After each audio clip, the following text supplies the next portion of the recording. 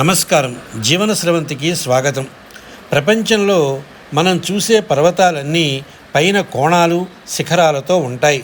కానీ దక్షిణ అమెరికాలోని వెనిజులా, బ్రెజిల్ మరియు గయానా దేశాల సరిహద్దుల్లో ఒక వింత పర్వతం ఉంది. ఇది పైన శిఖరంలా కాకుండా ఒక భారీ టేబుల్ లాగా చదునుగా ఉంటుంది. సుమారు 9,000 అడుగుల ఎత్తులో ఉండే ఈ పర్వతాన్ని చూస్తే ప్రకృతి ఒక భారీ వేదికను ఆకాశంలో అమర్చినట్లు అనిపిస్తుంది. దాదాపు 31 చదరపు కిలోమీటర్ల మేర విస్తరించి ఉన్న ఈ పర్వతం పైభాగం చుట్టూ నిలువుగా ఉండే భారీ గోడలు ఉంటాయి.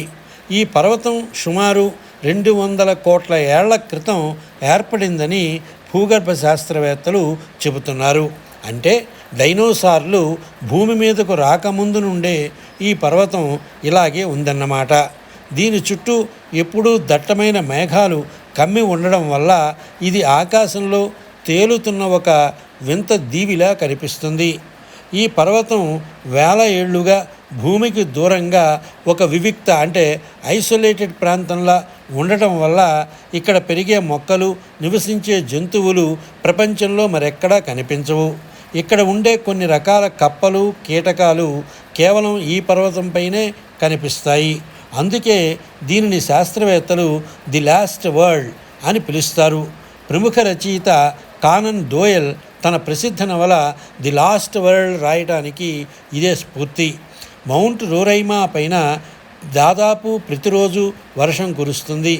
ఆ నీరు పర్వతం అంచుల నుండి క్రిందకు జారి భారీ జలపాతాలుగా మారుతుంది. పైన చదునుగా ఉండడం వల్ల నీరు ఎక్కడికక్కడ నిలిచి చిన్న చిన్న కొనల్లా ఏర్పడతాయి. ఈ పర్వతం నుండి క్రిందకు పడే జలపాతాలను చూస్తుంటే ఆకాశం నుండి గంగ దిగి వస్తున్నదా అన్నట్లు అద్భుతంగా ఉంటుంది. ప్రకృతి చేసిన ఈ అద్భుత సృష్టిని చూడడం ఒక గొప్ప అనుభవం. ఈ పర్వతాన్ని ఎక్కడం చాలా సాహసంతో కూడుకున్న పని అయినప్పటికీ ప్రపంచవ్యాప్తంగా పర్యాటకులు ఈ వింతను చూడటానికి వస్తూ ఉంటారు. మేఘాలపైన ఉండే ఈ వింతలోకం గురించి విన్నాక మీకు ఏమనిపించిందో కామెంట్ చేయండి. ఇటువంటి మరిన్ని ప్రపంచ వింతల కోసం మన జీవన స్రవంతి ఛానల్ని చూస్తూనే ఉండండి. స్వస్తి.